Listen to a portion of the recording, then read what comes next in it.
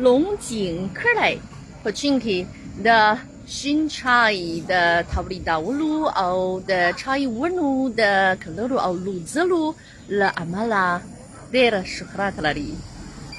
په دغه کلي کې کابو اته سوه خلک له اوږدې مهال راهیسې اوسېږي او د چای فارم عمومي مساحات یې 270 جریبو ته رسېږي.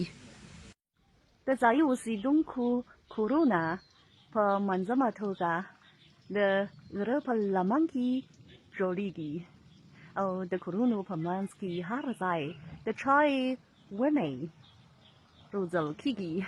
چای فارم ډېر دی. اوس زه به زما تر شا دغه د چای فارم ته ولاړ شم او له نږدې ځایه د اوسنۍ د چای ونې د حالات وګورم.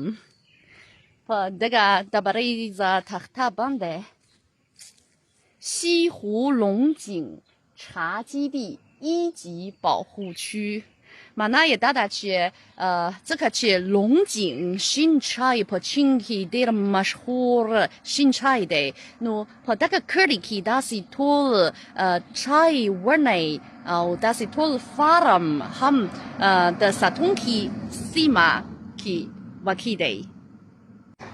داسې لاره لرغونې لاره ده او له بڼې څخه هم د دوی تاریخ څرګندېږي.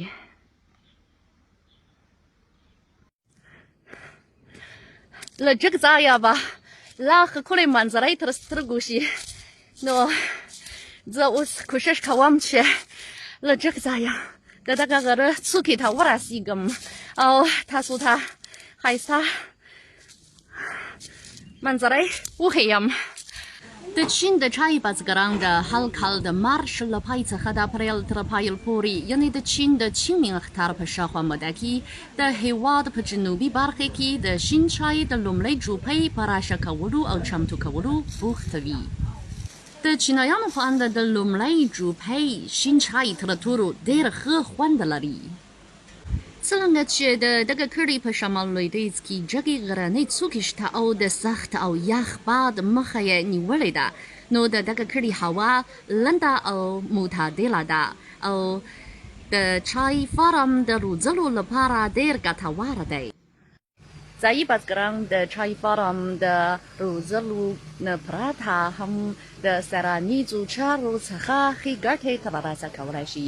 دوی په خپل کور کې دغه شان کوچنۍ رستورانونه او هوټلونه جوړوي او هر کال بې شمېره او ډېر سرانیان همدلته اوسېږي او ډوډۍ خوري.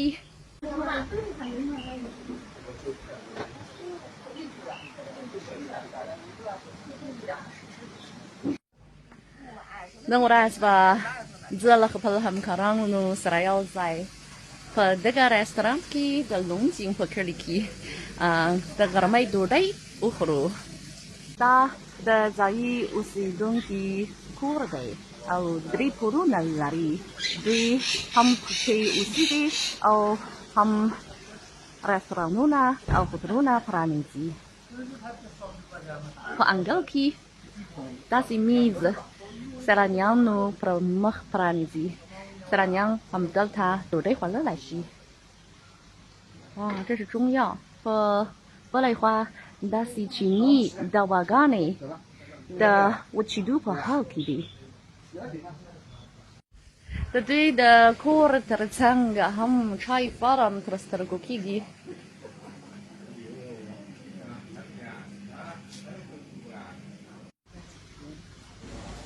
چینایان د لونګ جین چای لومړی په شیشایي ګیلاس کې اچوي او بیا پکې جوش اوبه اچوي ځکه د لونګ جین چای پاڼې ډېرې ښکلې بڼې لري او په شیشایي ګیلاس کې ډېرې ښې ښکاري.